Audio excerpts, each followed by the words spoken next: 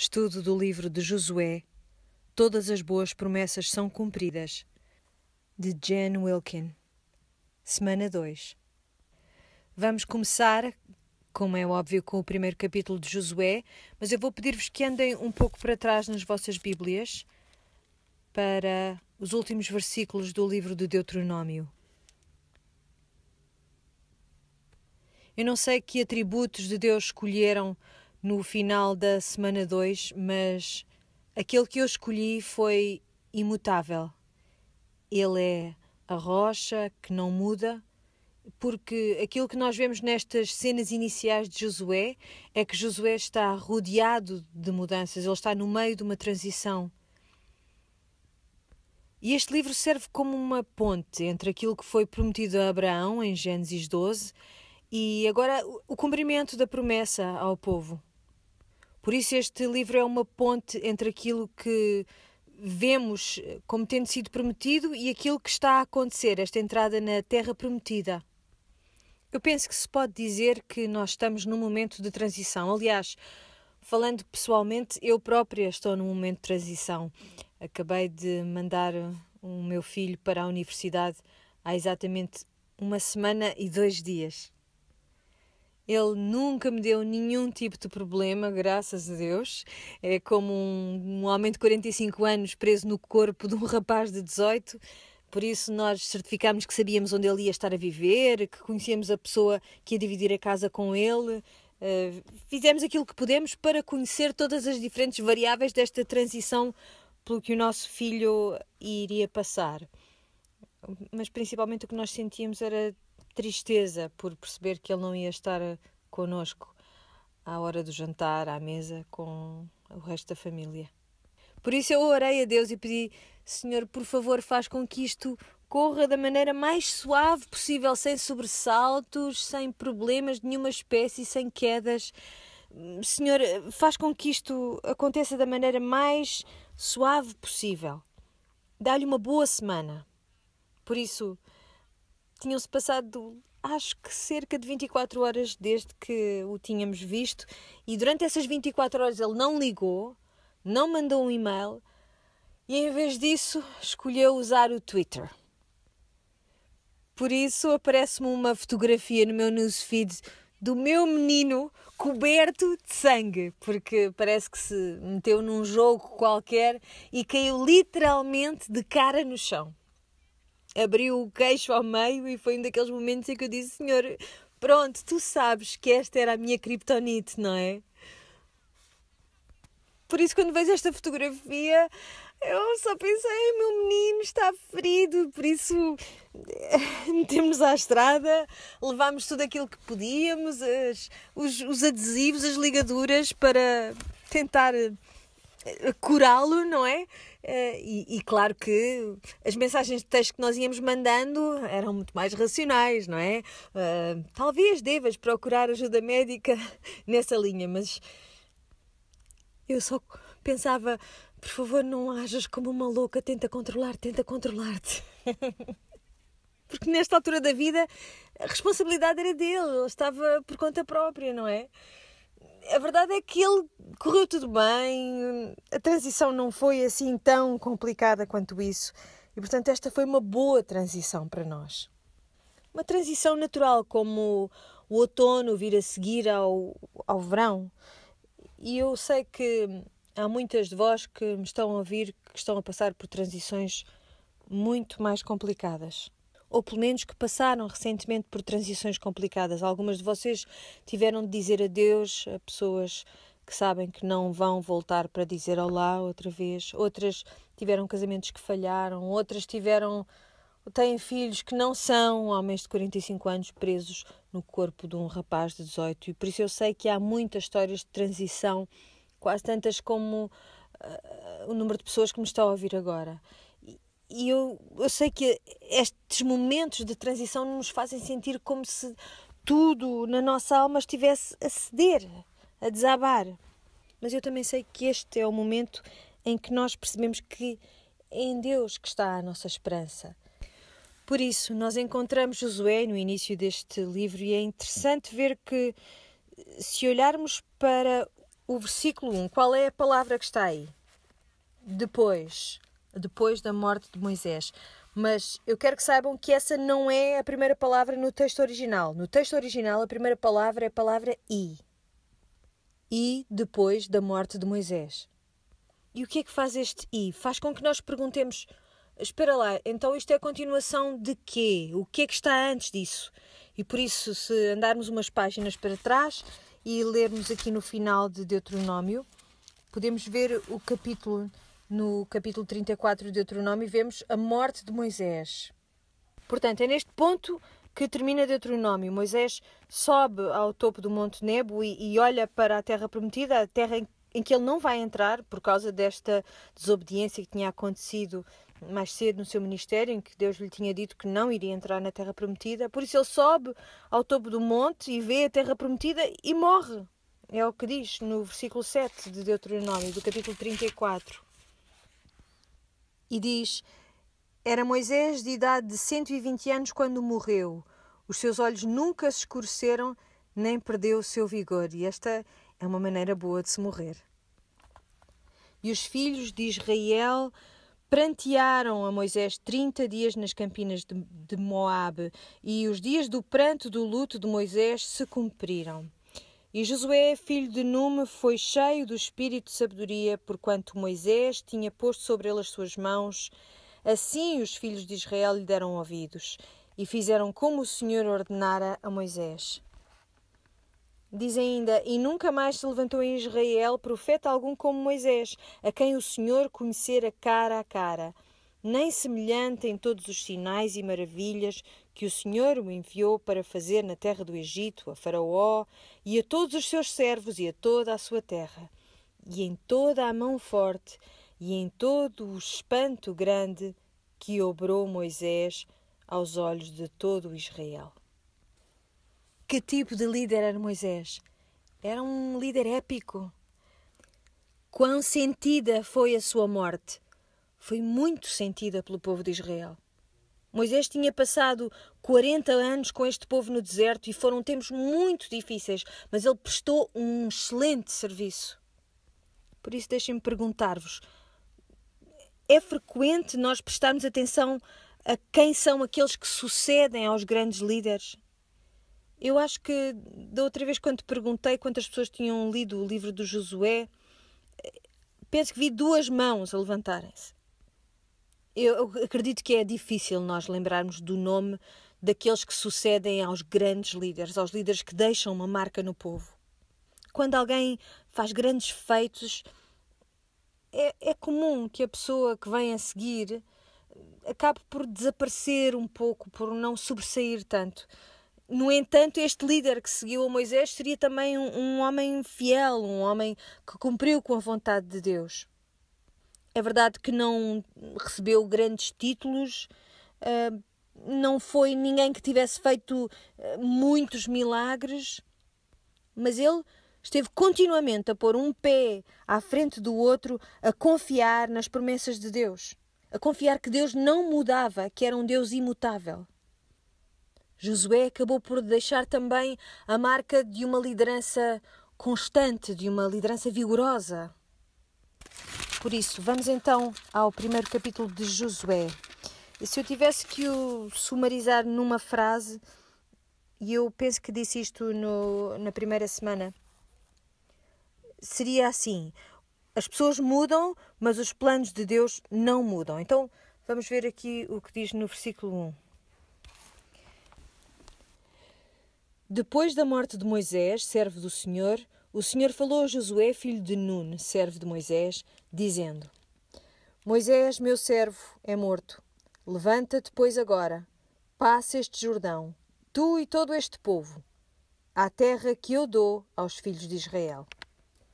Todo o lugar que pisar a planta do vosso pé, vo-lo tenho dado, como eu disse a Moisés, desde o deserto e desde este Líbano, até ao grande rio, o rio Eufrates, toda a terra dos heteus e até ao grande mar, para o poente do sol, será o vosso termo. Então, esta é a secção inicial deste primeiro capítulo. E o que é que está a acontecer aqui? Deus vai dar uma ordem a Josué Mas antes disso, ele faz um reconhecimento e diz: Moisés, o meu servo, é morto. Ele podia ter dito simplesmente: Moisés é morto. Mas não, ele faz esse reconhecimento. Chama-lhe meu servo. E isto confirma que Moisés foi alguém que serviu a Deus bem todos os dias da sua vida. É como se Deus estivesse a dizer: bom trabalho, meu bom e fiel servo. Isto a propósito da morte de Moisés. E nós vamos ver no final do livro que Josué também foi elogiado como um bom servo do Senhor. Então Deus diz: Moisés, meu servo, é morto. Levanta-te, pois, agora. Portanto, o tempo do luto já acabou. É tempo agora de fazer a próxima coisa. E nós sabemos que isto é tão complicado quando se passa por uma transição difícil, começar de novo. E vão começar de novo porque todos aqueles que passaram pelo deserto com Moisés, essa geração já morreu. Essa geração já não vai entrar na Terra Prometida. Por isso, provavelmente esta nação tem um aspecto muito diferente daquilo que tinha. Esta nova geração que já nasceu depois da saída do Egito. Eles e mais um velhote chamado Josué e outro chamado Caleb. E Josué e Caleb foram aqueles que trouxeram um bom relatório quando Moisés os enviou à terra para ver que tipo de terra era. Foram eles que disseram que era uma boa terra, que era uma boa ideia entrar naquela terra. Os outros espias disseram que era terrível, que havia pessoas assustadoras a viverem naquela região e que iria ser muito difícil. E será que essas pessoas estavam erradas? Elas não estavam erradas na estimativa que faziam em relação aos adversários que eles iriam encontrar quando finalmente entrassem naquela terra. Mas o erro deles, na verdade, estava na estimativa que faziam quanto àquilo que Deus poderia fazer em relação a esses perigos. E Josué é o homem que acompanhou Moisés em todo este percurso e ele sabe muito bem as dificuldades que vai sentir. Ele era o assistente pessoal de Moisés. Portanto, ele vai ter que encarnar este papel e Deus diz: é isto que eu quero que tu faças. Quero que atravesses o Jordão e é até este ponto que vocês vão conquistar a terra. E se calhar podem olhar para o mapa para ver qual era o tamanho desta terra prometida. E preparem-se porque vamos olhar muitas vezes para o mapa durante estes estudos. Por isso, Deus designa qual é o território que lhes vai ser entregue. E é óbvio que Deus sabe perfeitamente quão difícil vai ser para Josué vestir a pele, digamos assim, deste Moisés, deste homem que fez todas estas coisas incríveis, que serviu tão bem a Deus. Por isso, depois de lhe dar esta ordem, de 5 a 9, dos versículos 5 a 9, vemos o encorajamento que Deus lhe traz. No versículo 5 diz: nenhum se assustará diante de ti todos os dias da tua vida. Como fui com Moisés, assim serei contigo. Não te deixarei, nem te desampararei. E esta promessa vai ser repetida mais abaixo, aqui no versículo 9. Não te espantes, porque o Senhor teu Deus é contigo por onde quer que andares. Vamos saborear isto, esta promessa. É a promessa que Deus deixou a Josué. O Senhor teu Deus será contigo. E porquê que isto é relevante para nós? Primeiro que tudo, acho que temos de nos lembrar do episódio da sarça ardente. E temos Moisés em frente a esta sarça ardente e o que é que disse Moisés? Como é que eu vou, Senhor, dizer aos israelitas o que tu queres que eu diga? E o que é que Deus lhe respondeu uma vez, após outra, após outra, após outra? Eu serei contigo, eu serei contigo, eu serei contigo, eu serei contigo. E qual é o nome que é dado àquele bebê que nasceu na manjedoura? O seu nome será Emanuel, que quer dizer Deus conosco. O nosso Deus é um Deus que está conosco. É um Deus que é por nós, como diz em tantas canções que nós cantamos. Por isso este é um encorajamento maravilhoso para Josué. Acham que Josué conhecia a história da sarça ardente? É claro que conhecia. É claro que ele conhecia os primeiros 5 livros da Bíblia. Então Moisés, com quem Josué esteve 40 anos, acham que ele teve acesso a esses escritos de Moisés? Que ele testemunhou algumas destas coisas que foram escritas? Não acham que é mais provável que ele fosse uma das pessoas mais familiarizadas com os escritos de Moisés para Israel? É claro que sim. Por isso, quando o Senhor lhe diz, eu serei contigo, o que é que acham que está a passar pela cabeça de Josué? Esta palavra é para mim e é para ti, porque em Cristo as mesmas coisas nos são ditas. Assim como com o meu servo Moisés, assim eu serei contigo. Não importa o que aconteça, não importa a transição que tu estás a enfrentar agora. Deus diz, como fui com Moisés, assim serei contigo. Não te deixarei, nem te desampararei. Esforça-te e tem bom ânimo, porque tu farás a este povo herdar a terra que jurei a seus pais lhes daria. Tão somente esforça-te e tem muito bom ânimo, para teres o cuidado de fazer conforme a toda a lei que meu servo Moisés te ordenou. Dela não te desvies nem para a direita nem para a esquerda, para que prudentemente te conduzas por onde quer que andares. Não se aparte da tua boca o livro desta lei, antes medita nele dia e noite, para que tenhas cuidado de fazer conforme a tudo quanto nele está escrito, porque então farás prosperar o teu caminho e então prudentemente te conduzirás. Não te mandei eu? Esforça-te e tem bom ânimo, não pasmes, nem te espantes. Senhor, porquê repetir tantas vezes a mesma coisa? Porquê? Porque Josué é um homem, ele é apenas um homem. Se Josué de facto entende que tipo de tarefa tem perante ele, todas as dificuldades que vai enfrentar, mesmo que Josué não tenha medo dos habitantes da terra de Canaã, destas pessoas que eram tão assustadoras, de quem então é que ele poderá ter medo? Dos israelitas. Aqueles que não se portaram bem nos últimos 40 anos e provavelmente não irão portar-se bem nos próximos 40 anos. Por isso o Senhor diz-lhe, não te preocupes, ser forte e corajoso. E dilo 3 vezes, ser forte e corajoso. Não te pasmes, não te assustes, não percas a coragem, porque eu serei contigo por onde quer que tu andares. Por isso, é interessante, ele diz-lhe para não ter medo, mas depois começa a falar no livro da lei. E eu perguntei também o que é o livro da lei e espero que tenham respondido bem. Os primeiros 5 livros da Bíblia, o Pentateuco, que foi escrito por Moisés, que relata episódios que Josué provavelmente testemunhou e ajudou até a transcrever. Por isso este livro da lei que Moisés escreveu não se aparte da tua boca, diz-lhe Deus. Por isso isto quer dizer, não é só importante compreenderes o que o livro diz, mas é importante tê-lo na boca. E aqui diz meditar nele. E meditar quer dizer, a tradução literal de meditar quer dizer ruminar. Ruminarás na lei dia e noite. Por isso não deixes que se aparte da tua boca e ruminarás nesta lei dia e noite. Portanto, ela tem que saturar os teus pensamentos, tem que penetrar no teu coração. E depois da abundância do teu coração, o quê? A boca falará.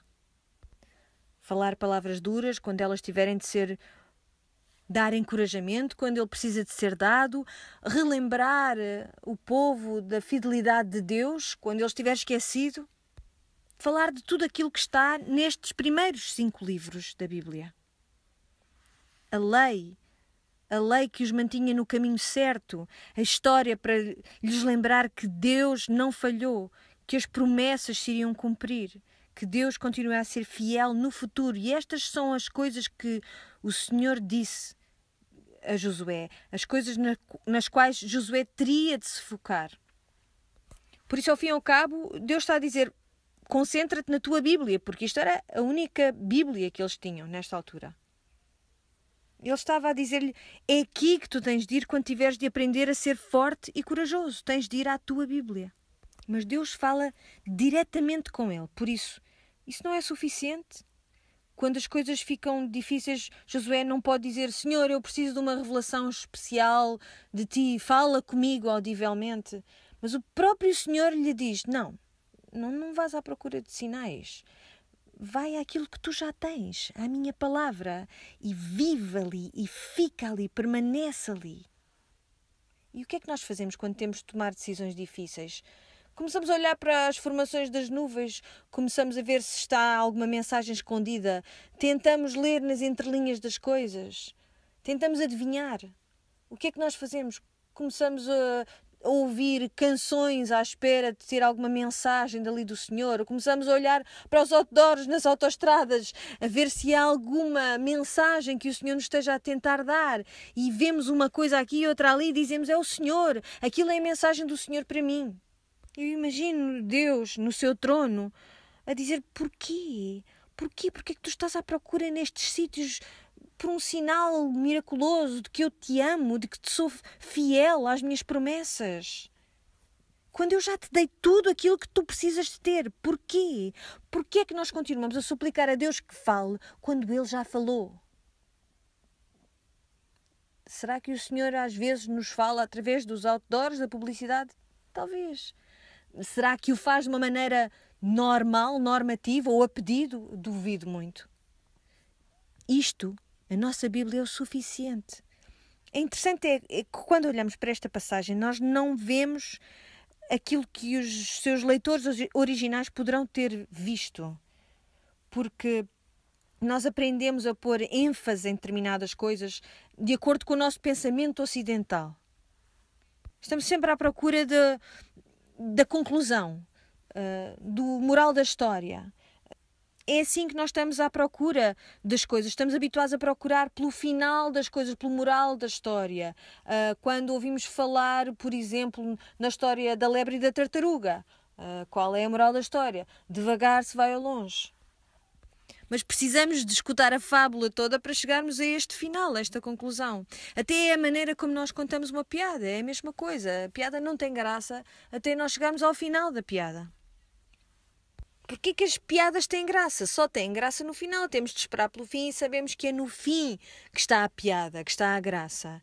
E por isso nós estamos habituados a procurar por estas conclusões finais. Por isso, lemos esta passagem de 5 a 9 e pensamos... A coisa mais importante desta passagem é o Senhor teu Deus será contigo. Até porque é repetida esta mesma frase no início e no fim. Mas isto é uma estrutura literária com a qual nós não estamos familiarizados. Isto é um quiasma. E há vários quiasmas espalhados ao longo de todo o Antigo Testamento. Se, por exemplo, olharmos para o estudo de Êxodo, há vários exemplos de quiasmas. Este quiasma começa com uma ideia e essa ideia é repetida num padrão de fora para dentro. Quase que fica, se olharmos para o formato, para a mancha gráfica, é quase como se fosse uma seta. Qual é o ponto central? Não é o final, mas é o meio, aquilo que está no meio. Por isso, se olharmos para este quiasma, que são estes versículos de 5 a 9, vemos onde está o ponto central. Ama a palavra de Deus. Ama. Tem-na nos teus lábios, rumina nela dia e noite. Não deixes que ela se aparte dos teus lábios. E este é o encorajamento mais importante que o Senhor dá a Josué. Se queres conhecer a fidelidade de Deus, vai à Bíblia. Mas quão relevante é isto para mim e para ti? Será que isto só teve importância para Josué? Foi algo que foi para aquele momento histórico? Não, de maneira nenhuma. É para nós. E qual é a relação entre conhecer a lei de Deus e fazer aquilo que ela diz? Qual é que acham que é a relação? Acham que passa por não ler a palavra de Deus? A palavra de Deus é uma coisa bela. Mostra-nos o caráter de Deus. E nós ficamos mais próximos, sentimos-nos mais atraídos por ela. Muito mais do que por outras coisas que são menores, que são deficientes, que não glorificam o Senhor. Sabem porquê que eu já não gosto de comer comida rápida, comida de plástico? Não é porque as coisas não sejam saborosas.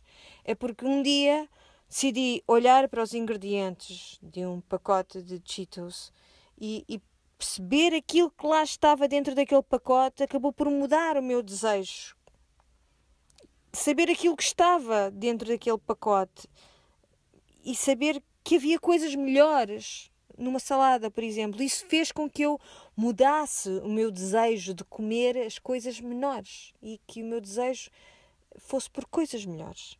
E é isto que acontece quando nós vivemos na palavra de Deus.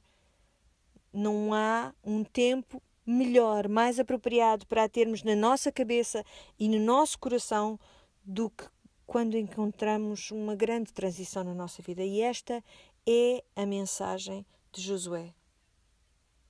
Por isso, nesta primeira parte do capítulo nós vemos que Deus deu esta ordem a Josué e deu também encorajamento. Por isso agora vamos entrar na segunda parte do capítulo e vamos ver uma estrutura paralela. Vamos ver Josué agora a dar uma ordem ao povo e depois vemos o povo a encorajar Josué. E este aspecto é muito expressivo quanto ao estilo literário elevado deste livro de Josué.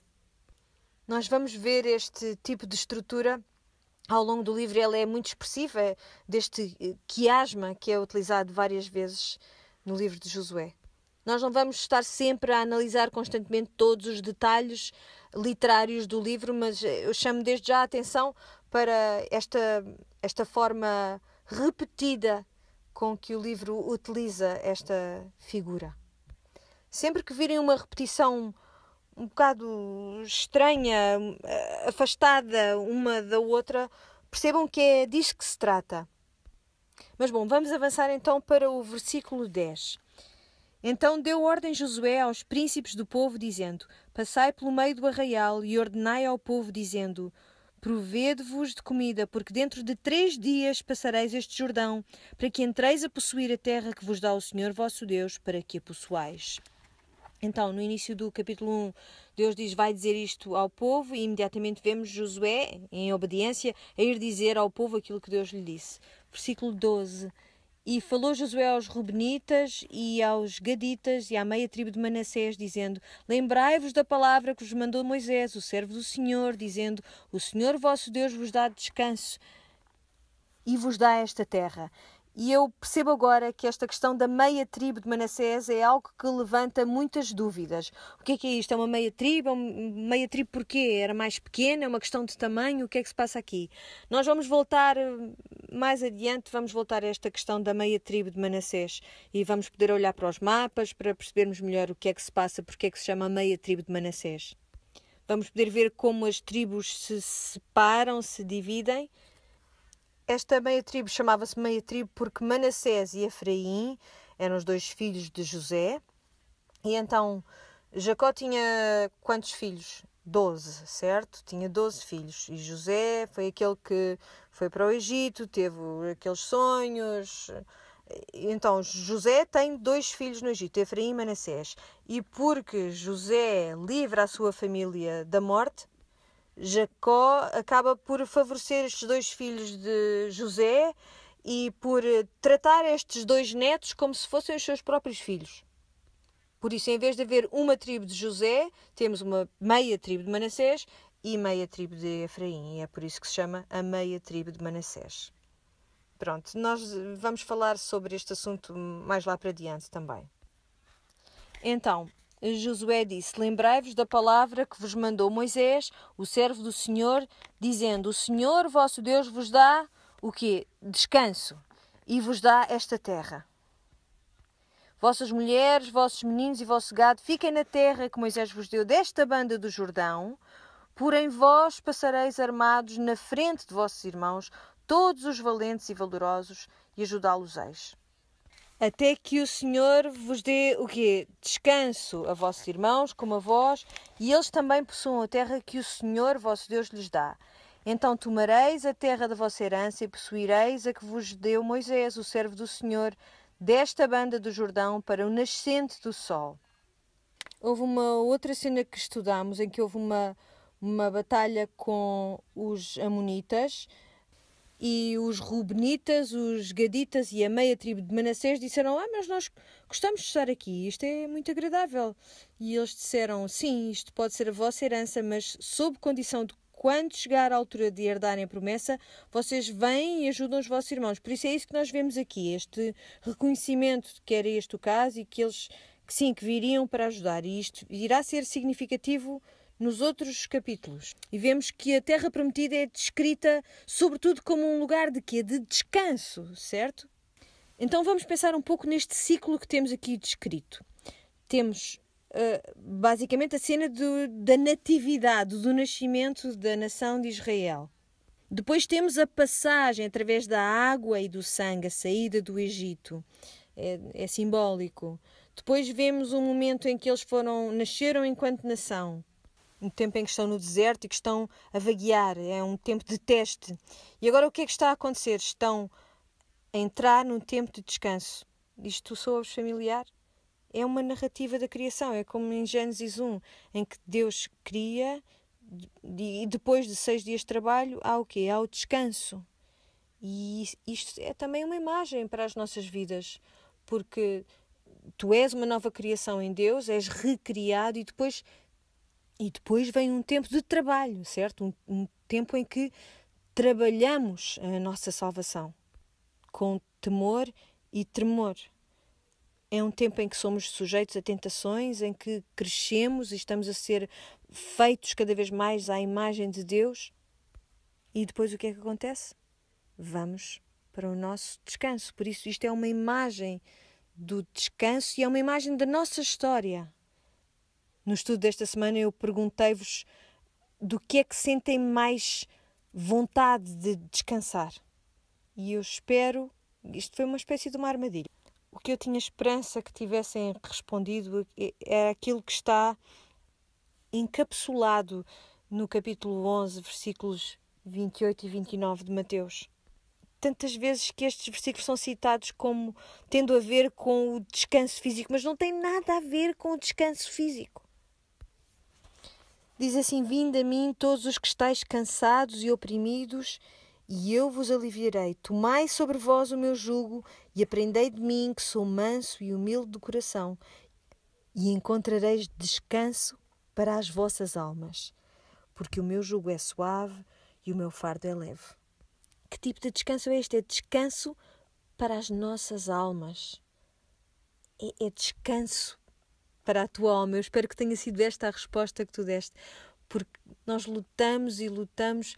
E mesmo que saibamos o que é ser salvo, tantas vezes que voltamos atrás e voltamos a lutar com as mesmas coisas, lutamos contra as mesmas coisas porque estamos a contar com as nossas próprias forças. Achamos que conseguimos satisfazer a Deus com as nossas obras, que conseguimos ser salvos pelas nossas obras. E fazemos promessas e dizemos que não, eu vou tentar outra vez e vou fazer melhor e vou tentar outra vez. Mas o que Cristo diz na cruz é: está terminado. Há uma sexta-feira, ele terminou ao fim de 33 anos de trabalho. Trabalho em nosso favor. E ele diz nessa sexta-feira: está terminado. Portanto, está terminado. O sol põe-se e começa o sábado. Começa o tempo de descanso. O único trabalho que interessa, o único trabalho que nos consegue fazer ganhar o favor de Deus é o trabalho que o próprio Cristo fez. E a sua morte acontece e o sábado começa de um modo simbólico, que diz que todo o trabalho está terminado. E eu e tu podemos entrar neste começo deste sábado como crentes, sabendo que já não precisamos de tentar ganhar o favor de Deus, que agora é tempo de descansar. Sim, e é verdade que ainda estamos num tempo de trabalhar a nossa salvação. Mas não estamos a trabalhar para a nossa salvação. Então, voltando a Josué, Josué dá esta ordem ao povo e agora vamos chegar a uma altura em que vemos que o povo está a encorajar o próprio Josué. E a verdade é que ele vai precisar de todo o encorajamento que ele possa receber. Então vemos aqui no versículo 16. Diz assim: então responderam a Josué, dizendo: tudo quanto nos ordenaste faremos, e onde quer que nos enviares, iremos. Ok, estou um bocadinho cética em relação a isto, mas tudo bem. Como em tudo ouvimos a Moisés, assim te ouviremos a ti, tão somente que o Senhor teu Deus seja contigo, como foi com Moisés. Então temos aqui 3 afirmações em relação àquilo que eles irão fazer. Assim como obedecemos a Moisés, vamos obedecer-te a ti.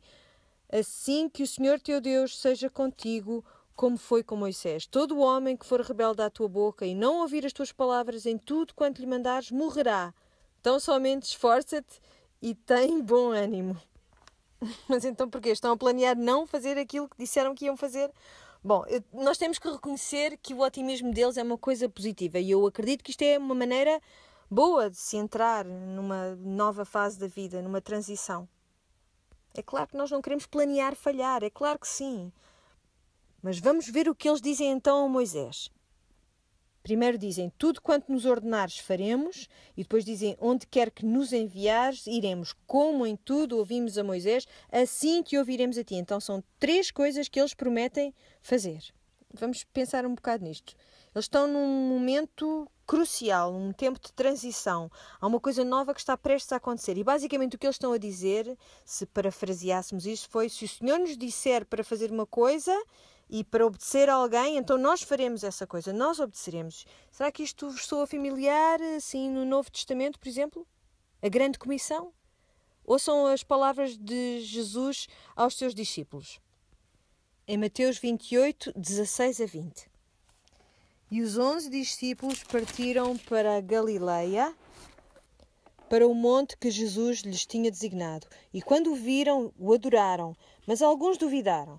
E chegando-se Jesus, falou-lhes, dizendo, é-me dado todo o poder no céu e na terra. Portanto, ide, ensinai todas as nações, batizando-as em nome do Pai, do Filho e do Espírito Santo, ensinando-as a guardar todas as coisas que eu vos tenho mandado. E eis que eu estou convosco todos os dias, até à consumação dos séculos. Jesus está a falar a linguagem do Antigo Testamento. Ele está a dizer-lhes, eu tenho uma missão para vocês. Eu tenho um sítio para onde vocês vão ter de ir. E isto vai envolver a obediência. Eles estão no início, no começo de algo muito importante. Estão num tempo de transição. E ele diz-lhes para irem e ensinar todas as coisas que lhes foram dadas e guardar todas as coisas e ensinar aquilo que lhes foi ensinado. Mas como é que nós podemos ensinar as coisas que nós próprios não conhecemos? E esta é a ideia central deste primeiro capítulo de Josué. É o foco principal. E nesta semana eu perguntei no vosso trabalho de casa, quando encontram um momento complicado, de muito stress, de muita dificuldade, quando estão perante uma tarefa intimidante, uma situação intimidante, a que é que recorrem? Imagino que algumas de vocês responderam, vou ter com as minhas amigas, vamos beber um café, eu abro o coração, se calhar faço isto vez após outra, é muito melhor do que a psicoterapia e é mais barato. E depois há aquelas pessoas como o meu filho que põem o que lhes acontece no Twitter, não é? Ou se temos alguma dúvida, alguma questão importante que nos está a incomodar, vamos pôr no Google. E, por favor, não façam isso. É a pior coisa que se pode fazer. Mas é isso que o ser humano faz. Reunimos o maior número possível de conselheiros, de pessoas que nos possam dizer o que fazer. E às vezes, quando estamos perante uma coisa que é demasiado intimidante para nós, nós automedicamos.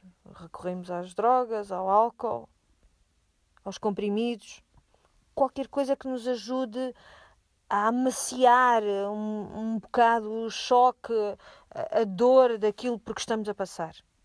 Por isso eu perguntei-vos, onde é que vocês vão quando isso vos acontece? Nós temos de ir à Bíblia. Vamos escutar as palavras de Nataniel e de Filipe no Novo Testamento, no livro de João. Filipe encontra-se com Jesus e percebe, é isto mesmo. E vai ter com Nataniel e diz-lhe, aquele de quem todos os profetas falavam, ele está aqui. É Jesus de Nazaré. Percebem o que ele está a dizer?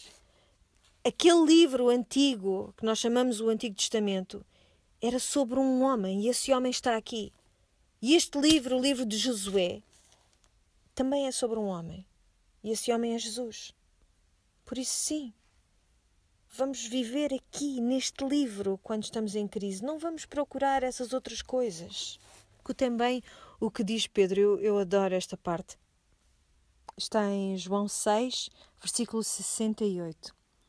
Respondeu-lhe, pois, Simão Pedro, Senhor, para quem iremos nós? Tu tens as palavras da vida eterna. Não há palavras que tenham significado eterno, que não estejam escritas aqui neste livro, que não estejam dentro deste livro. Porque é que tu irias buscar esse encorajamento a qualquer outro lado, qualquer que seja a transição por que tu estás a passar agora? Quer seja uma coisa recente ou uma coisa do teu passado, não importa aquilo por que tu estejas a passar. Eu posso hoje dizer-te o mesmo que o Senhor disse a Josué: sê muito forte, sê muito corajosa, porque o Senhor teu Deus está contigo e Ele vai falar contigo através da sua palavra. Vamos orar. Pai do céu, nós agradecemos-te, Senhor, porque estamos num mundo que está em constante mudança. Nós mesmas sentimos que estamos a mudar de momento para momento e, no entanto, sabemos que tu, Senhor, és a nossa rocha. E sabemos que em ti, Senhor, temos a nossa esperança e a nossa segurança. Nós oramos, Senhor, para que, conforme continuamos a estudar o livro de Josué, tu desdobres perante nós, Senhor, esta imagem maravilhosa. A imagem da obediência de um servo, da fidelidade de um Deus amoroso. E nós pedimos todas estas coisas no nome de Jesus.